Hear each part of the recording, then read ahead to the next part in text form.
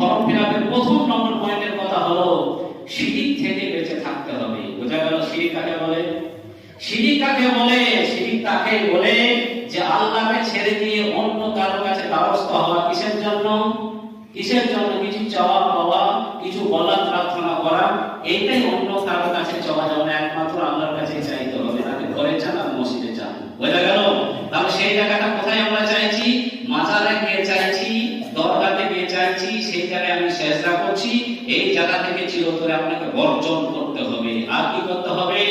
আস্তানা বা খানকা, মানে আস্তানা বা সেই আস্তানাতে সিন্নি দেওয়া এবং আস্তানাতে মানত করা চিরতরের জন্য আপনাকে বন্ধ করতে হবে। ঠিক আছে না? এটা হলো শিরকের প্রথম কাজ।